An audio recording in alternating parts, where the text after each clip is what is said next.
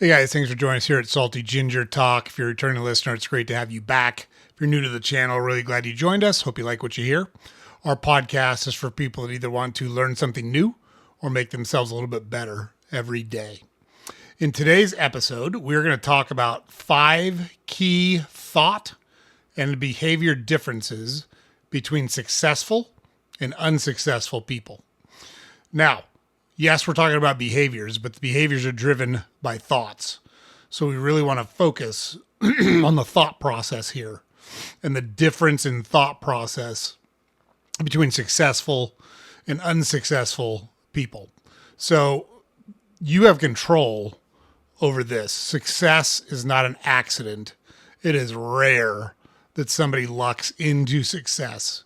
Does it happen? Sure, every once in a blue moon, but generally, people that are successful have worked really hard on specific things to make themselves successful.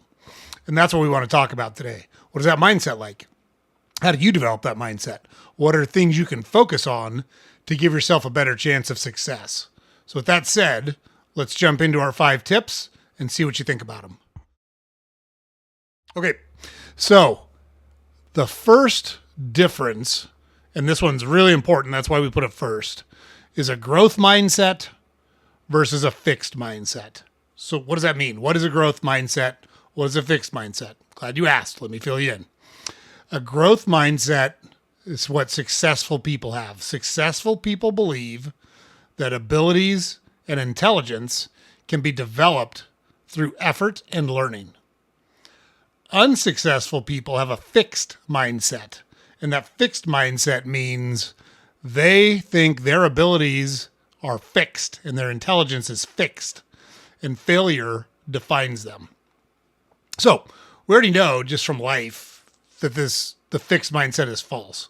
You didn't know how to walk when you were born. You didn't know how to tie your shoes. You didn't know how to get yourself dressed. You didn't know how to drive a car. You didn't know how to cook food. You didn't know how to do any of those things. Yet you learned all those things through your life. So there's tons and tons of evidence that the growth mindset is actually correct, but it's very easy for all of us to get trapped in this fixed mindset. I want to look for a new job, but what if I can't find a job that pays me as much as mine does? What if I don't like the new job as much? What if I fail at the new job? I better just stick with what I've got. That's a fixed mindset. We want to avoid that when we can. Same thing on taking risks in life. Can I learn how to do this? I'll look stupid if I get it wrong. Well, you know what? When you first start something, you almost always look stupid when you try it, or look bad, like you don't know what you're doing, because you don't know what you're doing. That's why you look that way. But it's the people that are willing to put themselves in those positions and learn from those things, that view those situations as opportunities, not as failures or as a commentary on them as a person, that are successful. So Michael Jordan's always used as an example. He got cut from his varsity team his sophomore year.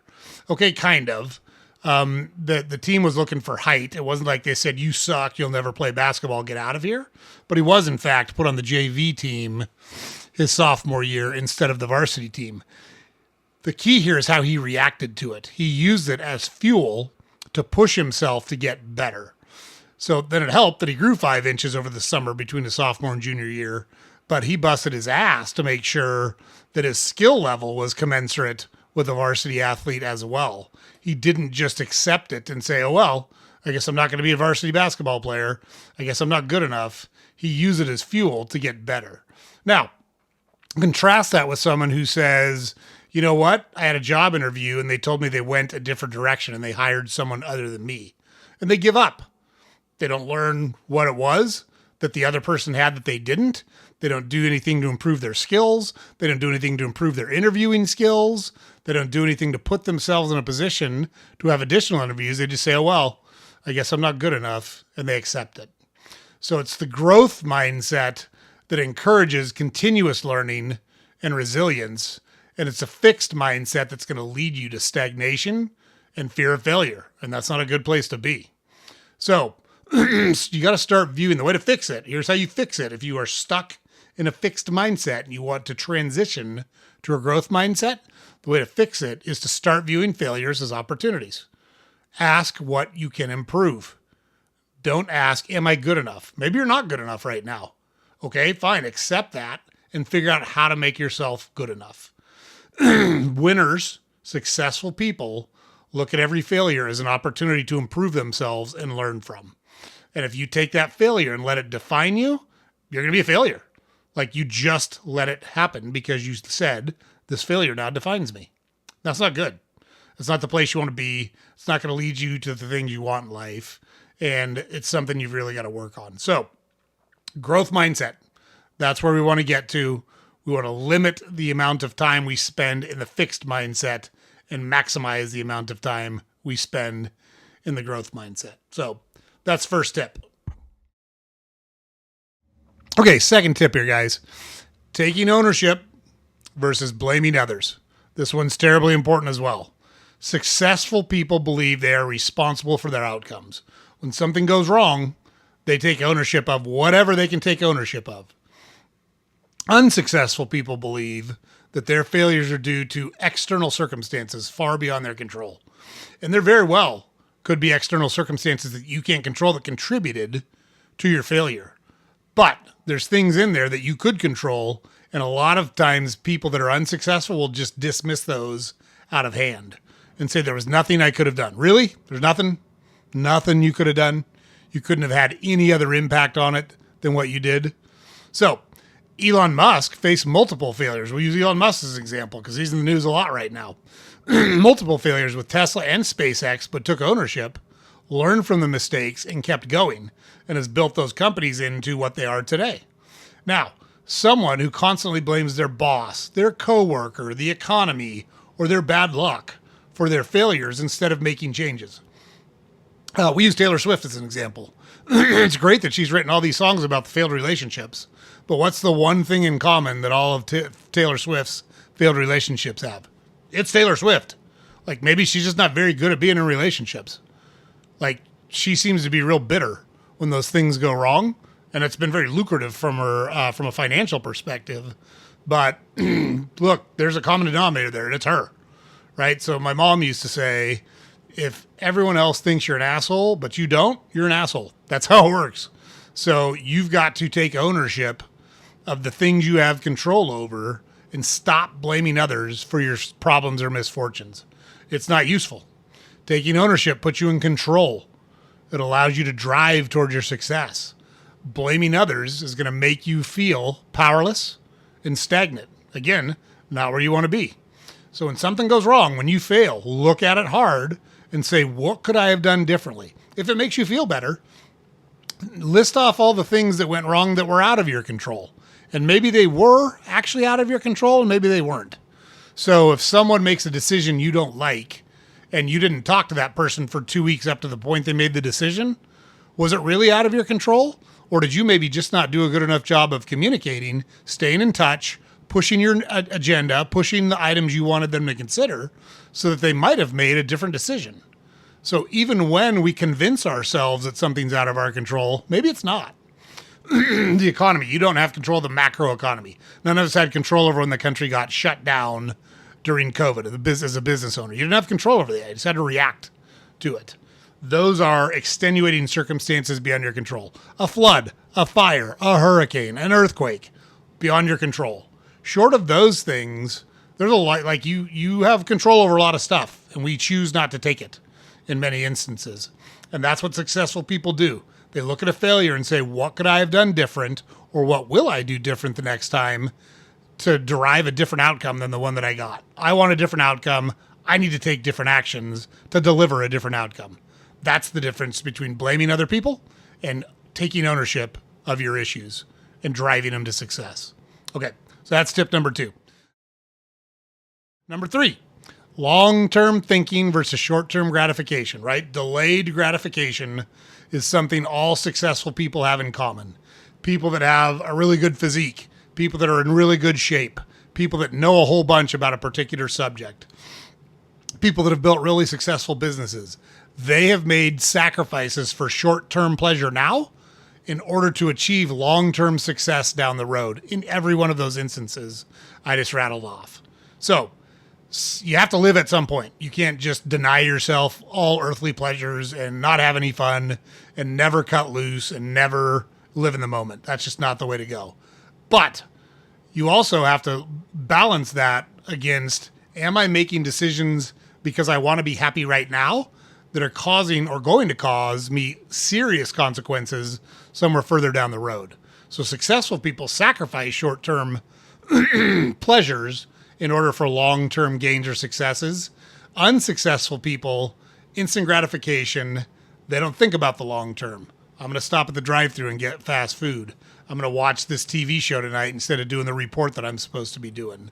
I'm going to cheat on my spouse because I want to have fun right now and I don't want to do the work it takes to build the relationship that I want with my spouse. Those are all examples of short-term gratification that cause long-term damage down the road. Warren Buffett's a good example of this. He started investing when he was 11. So Warren Buffett's rich because he's been an investor for longer than most people. Is he a good investor? Sure he is. But he honed those skills over a long period of time. I mean, he's in his 90s now, so he's literally been investing for 80 years. When you allow compound interest to build over 80 years, it's hard not to get rich. So kudos to him for recognizing that when he was 11. But what could he have been doing? He could have been out skipping rocks in the river. He could have been out playing baseball. He could have been learning a musical instrument. He could have been flirting with girls. Instead, he was investing. So that long-term thought process allowed him to delay gratification in order to get what he wanted down the road. So contrast that with someone who gets their paycheck and goes out and spends it all at a bar or a really expensive purse or a really expensive shirt or a really expensive video game, whatever the case may be. There's example after example of people who say, I've got to have this right now. And then the rent comes due or they can't invest so they don't make money long term and they have to keep working. So those are great examples of the difference between long-term thinking and short-term gratification. You are responsible for balancing those things in your world, and you get to decide how much of each that you want, but make sure that you don't tilt too much towards short-term instant gratification and not pay attention to the long-term, because the long-term thinking leads to financial stability, it leads to career growth, leads to personal and professional development, it leads to long-term satisfying relationships. Short-term thinking leads to debt, to frustration, to lack of progress. It harms your fitness. Generally, it harms your relationships. And by focusing more on long-term gratification than short-term gratification, you're going to make decisions that set you up to have a more successful life over a longer period of time.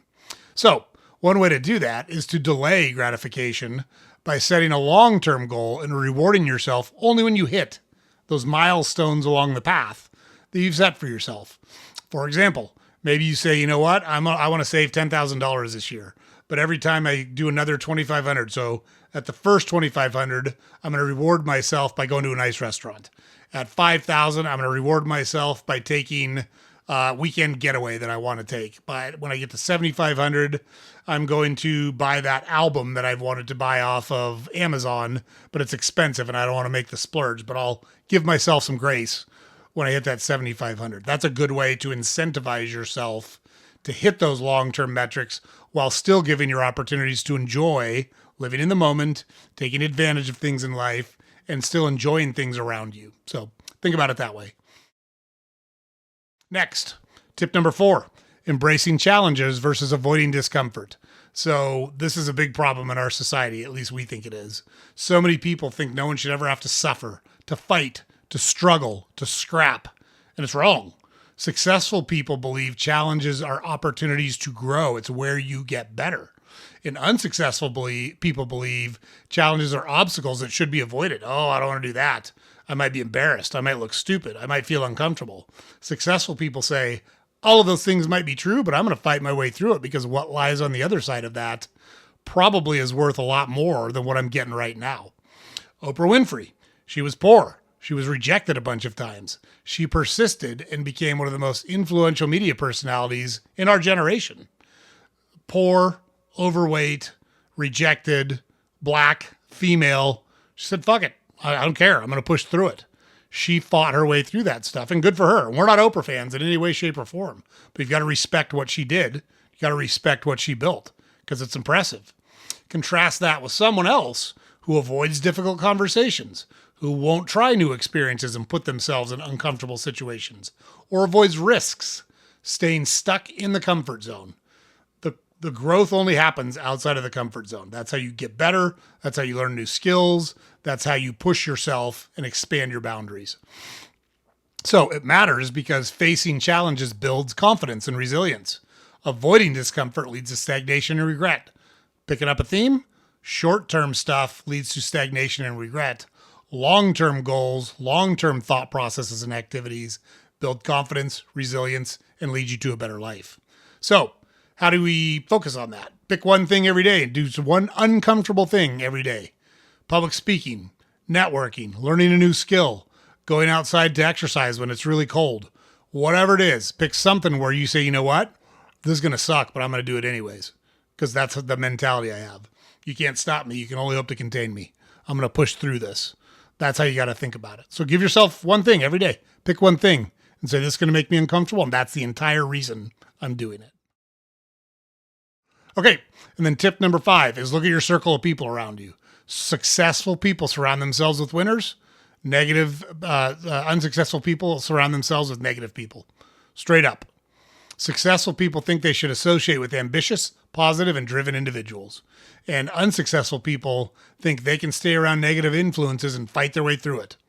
Look, Jim Rohn, who's a motivational speaker and a behavioral scientist that Tony Robbins learned from, is famous for saying, you are the sum total average of the 5 people you spend the most time with. We think that's absolutely true. Look at Jeff Bezos. Jeff Bezos built Amazon with a team of smart, driven, high-performing, innovative thinkers. He didn't have a bunch of slugs around. He didn't have a bunch of people that said, whatever, it's good enough. Nope. They were all challenging each other. They were all pushing, trying to build Amazon into what it's become. And again, we're not Jeff Bezos fans. We don't use him as an example because we worship him. But again, you've got to respect what the guy did. You got to respect what the guy built. And you can learn something from the way he built it by attracting the best people, by giving them clear direction, and by getting out of their way, and by each of the people on the team challenging each other to continue to raise their game. Now, contrast that with someone who's unsuccessful, who surrounds themselves with negative people. They're not motivated. They discourage ambition. They make negative comments when things go wrong. They try to cut you down. They're not supportive. That's not an environment you're going to create a lot of success in. And that's a huge difference between successful people who surround themselves with other successful people, winners, and unsuccessful people who surround themselves with negative people who don't push themselves, don't want to go outside the comfort zone, are willing to accept less. So that's another big difference between successful and unsuccessful people. Whether you like it or not, your environment directly influences your mindset and your habits. It just does. And if you've got a bunch of negative influences around you that can drag you down, it can hold you back, it can be like an anchor around your neck. A strong network propels you forward. So what's the action tip here? Audit your social circle. Do you have a bunch of slugs around you? Do you have a bunch of dead weight around you? At some point, you got to scrape them off. Do you want to be successful or not? If you want to be successful, you want to be around other people that want to be successful, not a bunch of deadbeats who aren't willing to do the work, who don't see the world the same way you do and think that pushing themselves to get better is the way to go. So, all right, guys, just a quick recap of our 5 tips. The differences in thought processes, which leads to the differences in behaviors of successful versus unsuccessful people. Number 1, successful people have a growth mindset. Unsuccessful people have a fixed mindset. Number 2, successful people take ownership of their challenges, their issues, and their problems. Unsuccessful people blame other people for their challenges, issues, and problems. Tip number 3, long-term thinking and long-term gratification trumps short-term thinking and short-term gratification. Successful people sacrifice now to be happier later. Unsuccessful people rarely sacrifice now and they pay a heavier price later. Tip number 4, you got to embrace challenges instead of avoiding discomfort. Embrace the suck. There's a Navy SEAL who wrote a book called Embrace the Suck. It's a good book. You should read it if you get a chance. And he's 100% right. You've got to embrace the things that are hard. Marcus Aurelius said the obstacle is the way. And that means whatever your problem is, the only way to get over your problem is to deal with it head on. So, tip number 5, last one, surround yourself with winners instead of negative influences. So hopefully those are useful. But remember, the good news on this is all entirely within your control. You don't have to be unsuccessful. You don't have to keep making the same choices you've made. If you want different outcomes, make different choices. Every single one of these habits is within your control. Success isn't luck. It's not an accident. It's a series of decisions and habits that take place over a long period of time. It's a mindset and it's a behavior. And if you start making small changes today, you'll be surprised how fast that compound interest of good habits builds up in your bank. And you'll be working towards a much happier life, a much more productive life than the one that you have now. So that's the episode for today, guys. Really appreciate you checking us out. James puts it up over here every day. Go to our website, saltygingertalk.com. All our podcast episodes available there. Links to all of our social media accounts available there. We publish a newsletter every weekday that you can subscribe to there. We do 3 current events, a tip of the day, a quote of the day. We have a little fun. We let loose a little bit in that newsletter. It's a 5-minute read to start your day off with a smile on your face, stay up to speed on current events. And if you can subscribe to it, want to take a look at it every day, that's great. Please, please, please like, comment, subscribe to our podcast on whatever format you consume it on. It's super helpful for us if you're able to do that. This episode is going to air on a Monday, and we want everyone to have a great week. We appreciate you checking us out, and we look forward to seeing you on our next episode.